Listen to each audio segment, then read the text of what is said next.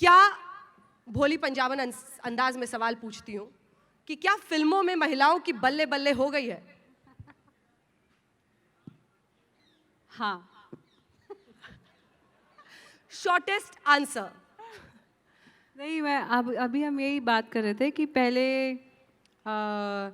पहले अगर साल में 3 स्क्रिप्ट आती थी जिनको बोलते हैं विमेन ओरिएंटेड, तो अब 5 आती हैं। उनमें से आप 1 या 2 कर पाते हैं, पर डेफिनेटली अब ज़्यादा फिल्में ऐसी बन पा रही हैं क्योंकि शायद लोगों को भरोसा हो रहा है कि औरतें भी बॉक्स ऑफिस पे कमा के दे सकती हैं। 2011-12 से तो ये चल रहा है, मैं खुद देख रही हूँ।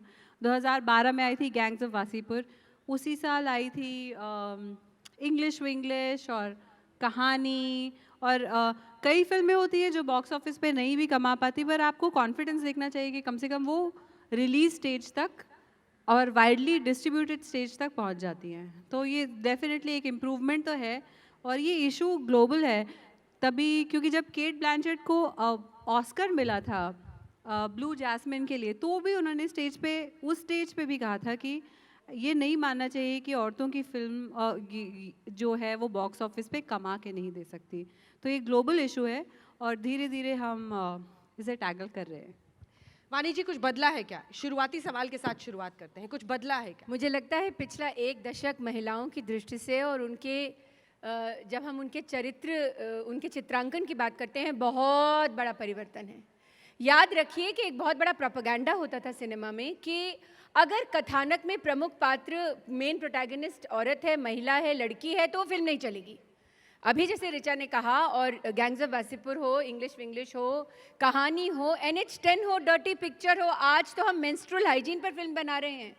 चाहे वो टॉयलेट एक प्रेम कथा हो, चाहे वो पैडमैन हो, चाहे वो अनुभव की मुल्क हो, क्योंकि वहाँ भी प्रोटैगनिस्ट एक महिला है, एक लड़की है, और कितनी फियर्सली लड़ती है सिस्टम से, और जिस तरह की मतलब सामाजिक परिप्रेक्ष्य में फिल्म अनुभव ने बनाई। या ऋचा की फिल्म, अगर ऋचा की हम फिल्मों की बात करें, मसान कान फिल्म फेस्टिवल की ओपनिंग फिल्म थी, और ये भी विसंगति थी उस समय कि जब तक आप अंतर्राष्ट्रीय पटल पर महिला चित्रांकन वाली फिल्में नहीं लेकर जाएंगे, तब तक के शायद डोमेस्टिक मार्केट में फिल्म को रिलीज ही नहीं मिलेगी।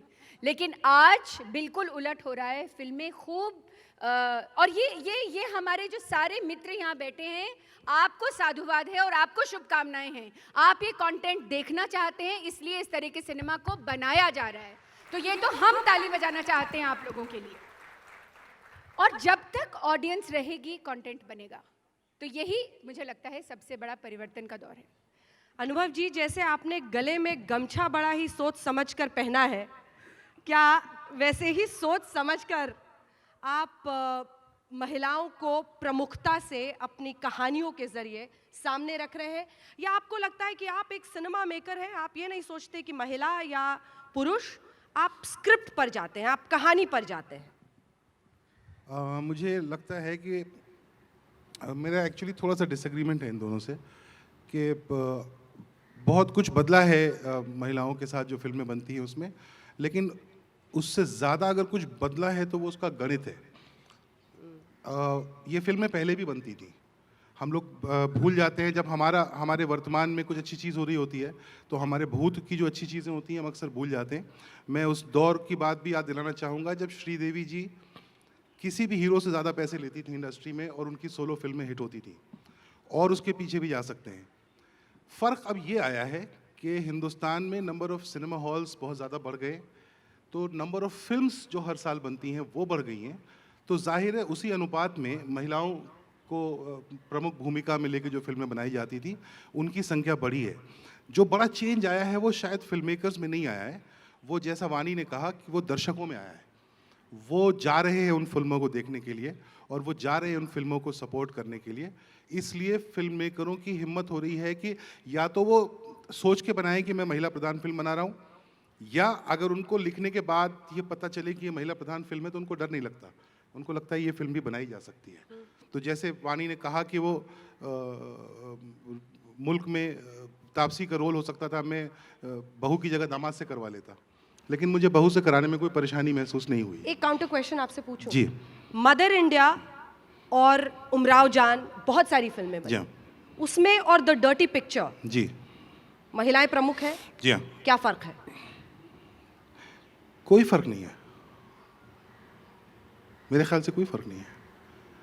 और दूसरी बात, जो आपके सवाल का दूसरा हिस्सा था कि महिलाओं को प्रमुख भूमिका में लेके फिल्म बनाया जाए, ये एक फेज़ है। इस फेज़ से आगे निकलना पड़ेगा जब हमें ये फ़र्क समझ में आना बंद हो जाएगा कि ये किसके प्रधान की फिल्म है, ये एक फिल्म है। तो हम जब तक महिला प्रधान फिल्म बनाएंगे या ऐसा एफर्ट करेंगे तो हम पेट्रोनाइज कर रहे हैं महिलाओं को।